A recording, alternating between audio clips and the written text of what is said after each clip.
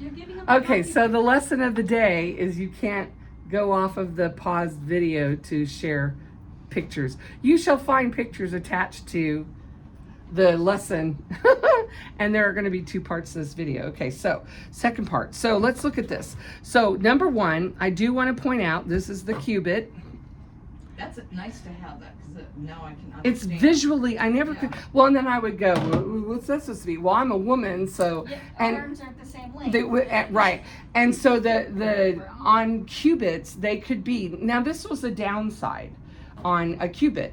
Depending on how big the man was, it was always the man's arm, they can be anywhere from, I mean, I forgot to bring a ruler, but I mean, obviously, my elbow to, I'm pretty tall and I have long fingers, but I'm still short. This is not the longest. There's a royal cubit that's even longer, but so it could be anywhere from 14 to 16 to 24 inches long.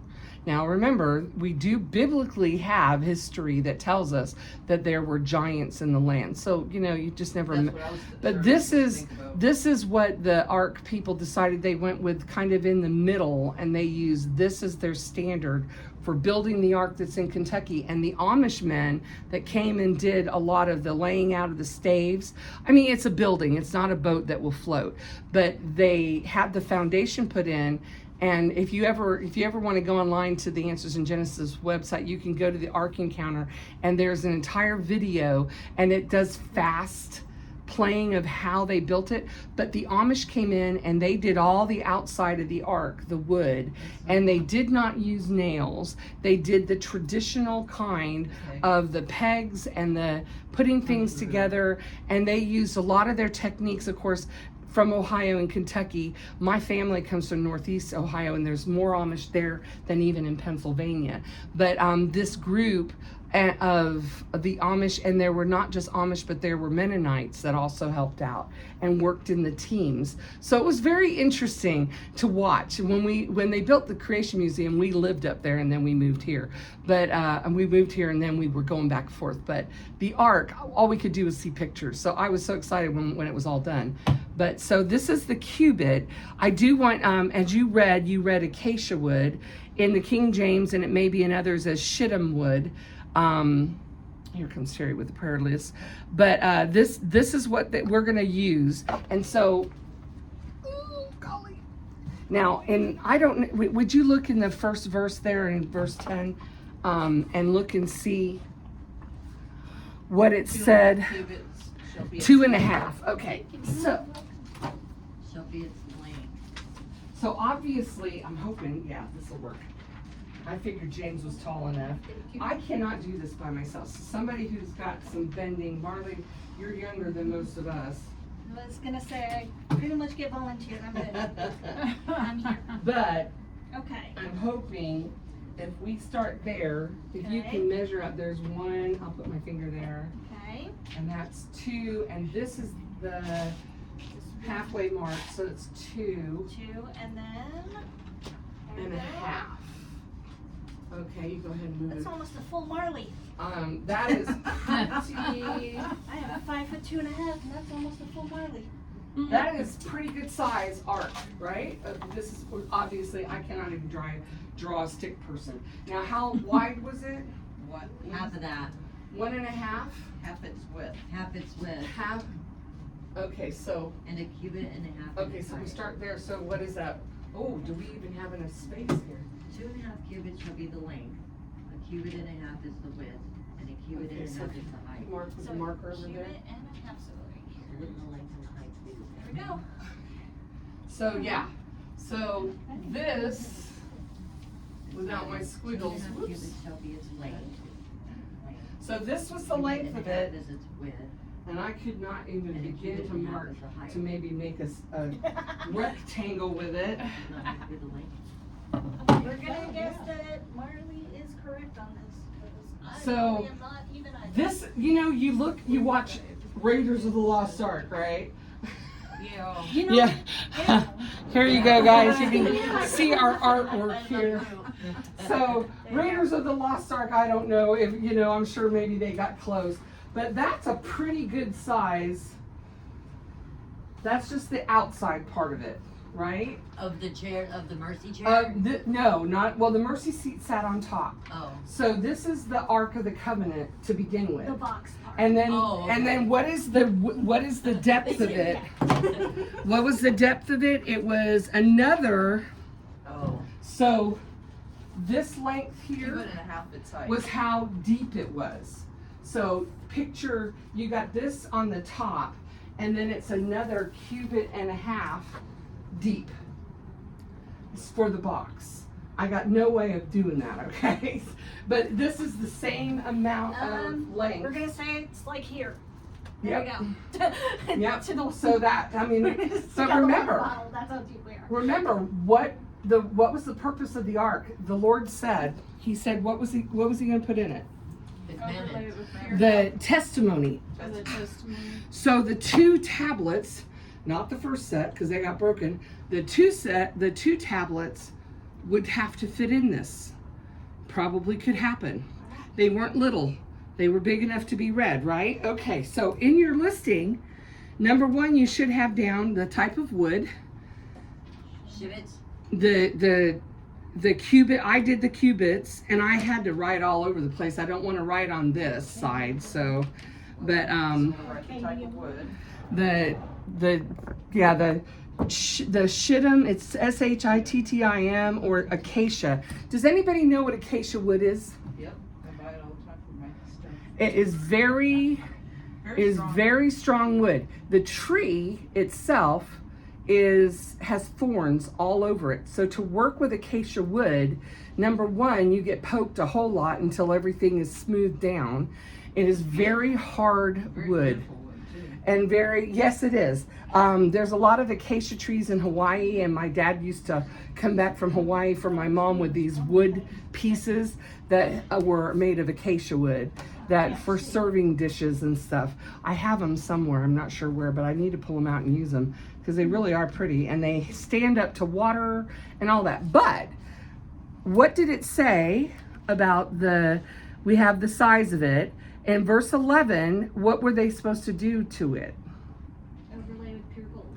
Pure gold. So beautiful, strong wood, but it was going to be overlaid the entire thing with gold.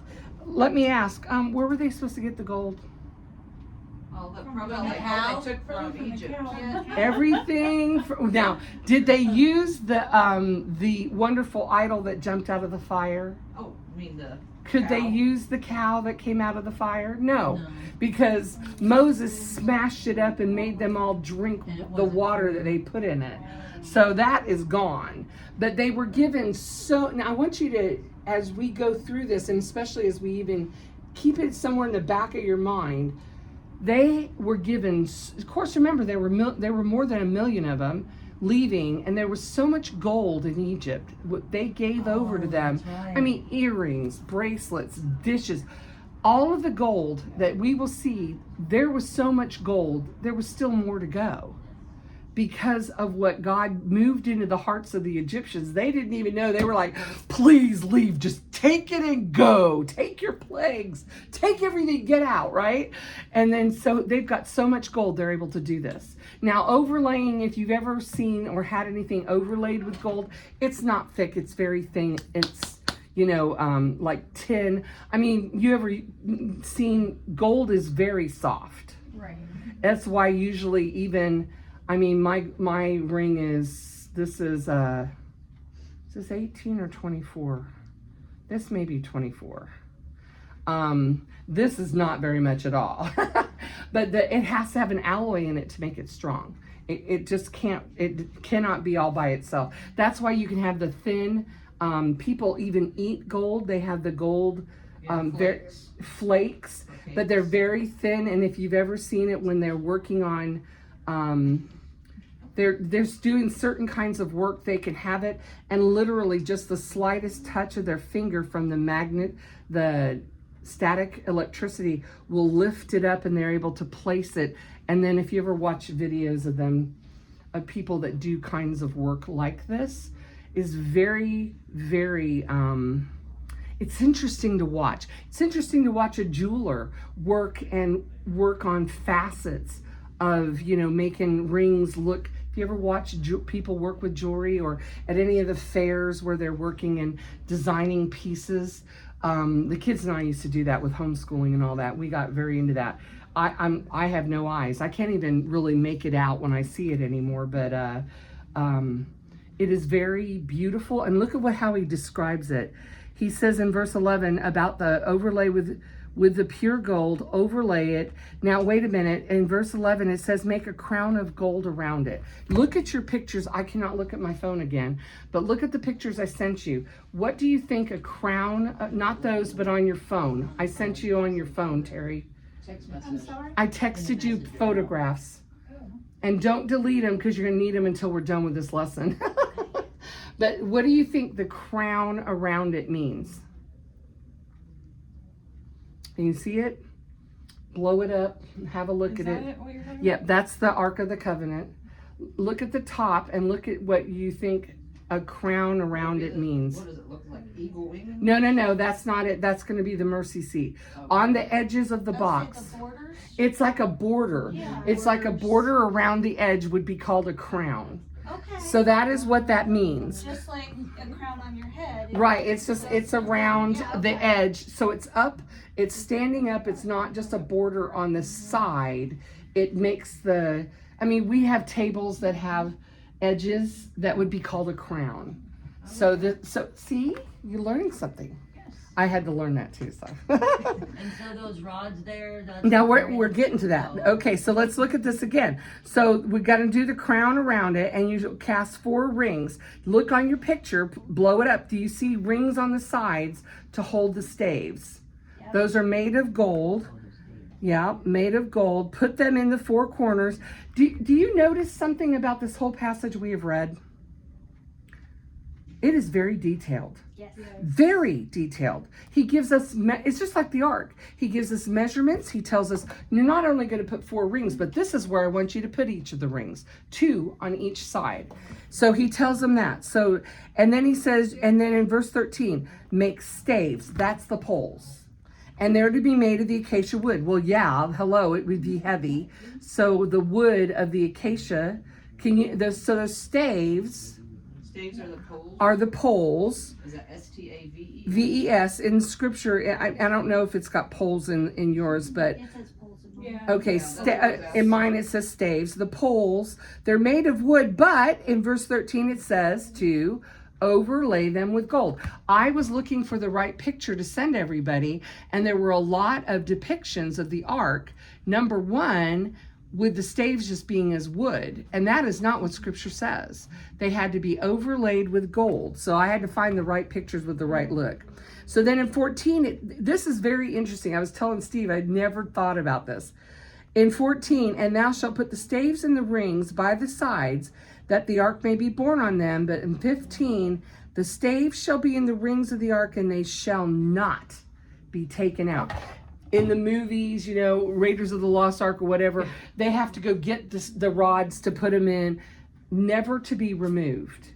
They were supposed to stay. So a lot of the pictures I found were just without the staves. And it's like, oh, no, that's not biblically accurate, because they were never to take the staves out of the rings. So the picture you see with the sticks on the handles, because why did they need the staves?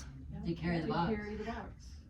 But then you gotta think, sometimes you go to this place, you need to slide it back in order to get to somewhere. Well, That's but what I I'm need saying. to ask you, so it's to carry the box, but why else? Why couldn't men have just picked it up and moved it? Do you remember? Any kind of background on the Ark of the Covenant? If you touched the Ark, you would die, and people did. Wow, They were so didn't never, touch the box? once it was done and once everything was in it, they were never to touch it again, only using the staves. That happened with David and the Philistines. Right? When they were moving it, Ashes are and there. the priest is behind it, and they're moving it, and it starts to fall, and he goes to grab it, and he drops dead. Yeah. not to touch it. Even if it fell, it would be better than touching it. You had to use the staves only. And didn't they have specific people who were allowed? Well, to it had to use be staves? of the ark, only the priest could be involved with anything to do with it. So anyway, that's other later further instructions. But so as we look at this, and then in verse 16, it's where it says, "You shall put into the ark the testimony which I shall give thee." Now, later on, which we've already studied this, when the Lord instructed Moses to put some manna into a jar, and he was to put it into the Ark of the Covenant, along with the staves. You know what the third item was that was supposed to go in? Aaron's staff. Aaron's staff. So there were 3 items that were to be in the ark. Okay, so The second one, the staff, the staves. Yeah. Oh, there was the testimony. the tablets, the manna, and the rod of Aaron. Now, the 4 rings, you have that description, you have all of that. Now, when it goes on top of it, it's still not done, and it describes the mercy seat. And the mercy seat was not someplace that somebody sat, but it says it's supposed to be made of pure gold. So if you look at the picture, what was on top to be the lid was the mercy seat. So the lid was the mercy seat that would go on top inside of the crown. The crown would be like the edge that the mercy seat would be put in. Never to be taken apart again, but the mercy seat would be like the lid. The mercy seat would be used once a year. Does anybody know when? What? Easter? No. Well, the Day of Atonement. And that was the one time a year the priest went in with his bells on his, tinkling on the bottom of his thing. And he had a rope, and he would go into the Holy of Holies. Only the high priest could go in one time a year. Go in, and he would go around. And if anybody heard the tinkling of his movement, they might have, I don't know if they call it, "Hey, Harry, what's going on in there?" But if the priest died, nobody else could go in to get him. The purpose of the rope was to pull out the dead body. Wow. If it happened. wow. That was how holy the Holy of Holies was. So only the high priest could go in once a year, and then he would take the sacrificed lamb that was sacrificed and the blood, and he would go in with the blood, and he would use a hyssop branch, and he would, for the sake of covering all of Israel for their sins, temporarily, because it had to be done again, but on the mercy seat, they had to spread the blood on the mercy seat with this hyssop, because he couldn't touch it. He only could hit it with the hyssop, dipping it into the blood. And then that was what he did once a year for all of Israel. Knocking out my pretty box. Yeah, now, and you can just imagine in your head and already know what that is a picture of that was going to come with Jesus Christ on the cross and his blood shed for the atonement once and for all mankind. So yes, so the mercy seat had to be made, and the mercy seat was 2.5 cubits and 1.5 cubits breadth, because it was going to be the lid. So it was the same size. So the cherubim. It is funky to look. I was looking on all these pictures, and Isaiah saw them. We don't have them showing up. When you hear cherubs in like Valentine's Day card, they're the little naked angels going, that's satanic.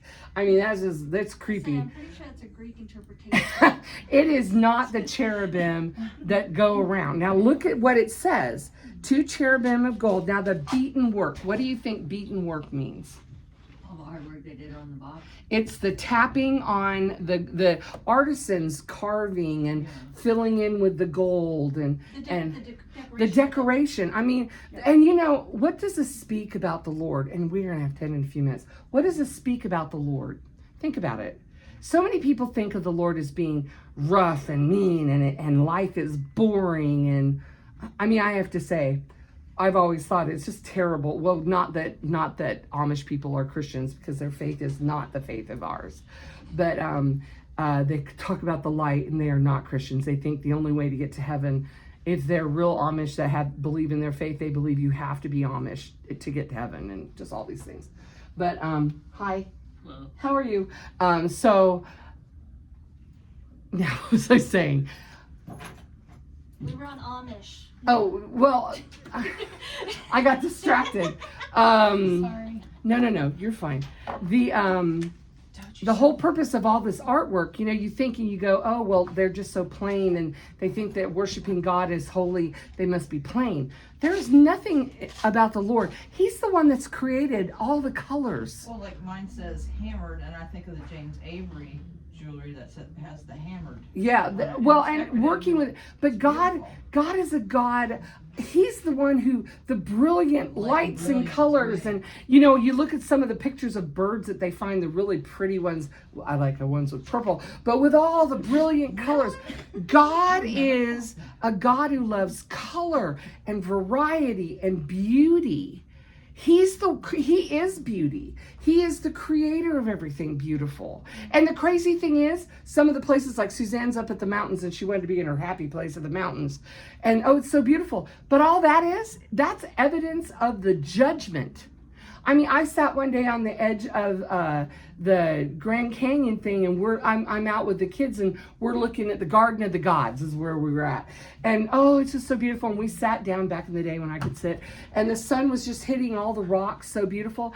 And I'm just sitting there, and I said, it just looks so beautiful to me, but to remember this is evidence of the judgment of all mankind. This is the evidence of what happened when he killed every living, breathing being, animal and human that breathed air. This is what all that is. Every mountain that's high is because of the destruction of the flood that God used as a judgment. And we sit now and we go, it's so beautiful. I love to look at the mountains. I love mountains with water. I love water. Put me next to an ocean or water. It's just so great. But yet we look at and we go, oh, how beautiful. We don't even understand beauty. What it's going to be like when we talk about the final things of the beautiful city tomorrow night.